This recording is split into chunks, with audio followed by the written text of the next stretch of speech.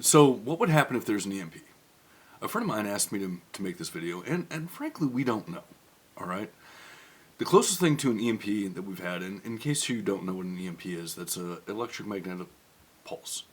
So our enemies have threatened, specifically Russia, to detonate a nuclear weapon in low Earth orbit.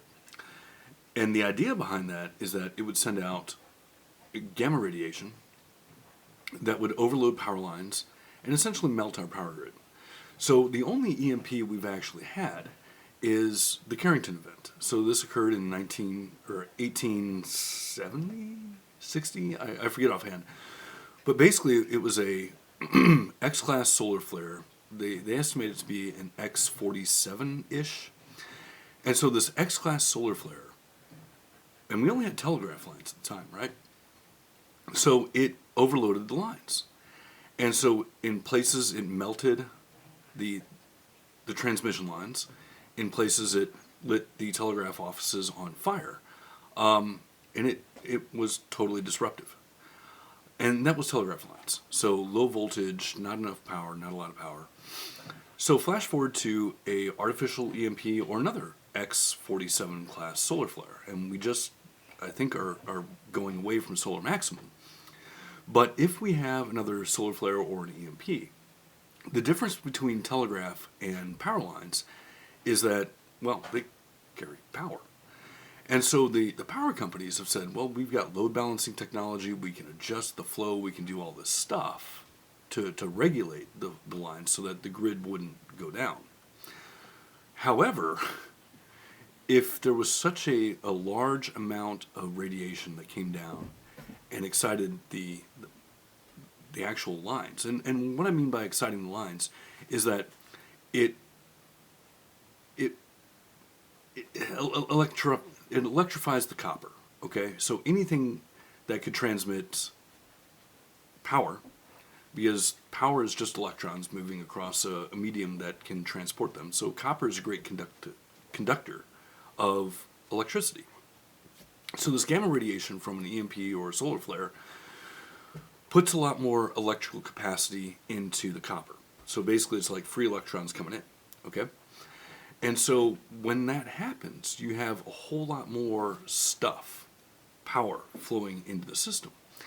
And the idea behind an EMP or a solar flare is that it would be so much more electric current than we can control.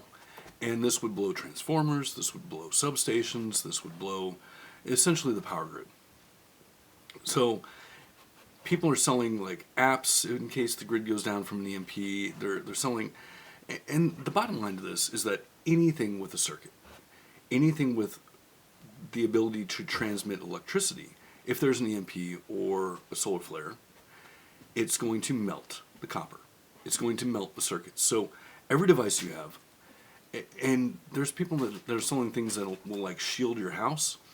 The only way to effectively shield something is with this thing called a Faraday cage, and that's when you take copper wire and you basically make a grid on the copper wire and put it over a device, and it has to be completely encapsulated in this. So people selling blankets and snake oil and crap like that to shield your generator or your... I saw one guy selling something that would shield your power box. It's not going to protect the wires in your house. They're going to melt. Anything on the receiving end of that is going to melt if we have an EMP or an event like that. So every bit of circuitry, every bit of electronics, your car, your cell phone, and speaking of, this is why NASA has, cars that don't have electronics sitting around there, allegedly. But anything with a circuit is gone.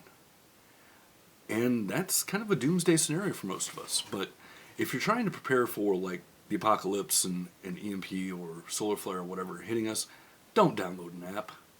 It's gone. Anything stored on a server, anything stored on your computer, your TVs, it's all gone. So anyway, like, follow, comment, I don't care.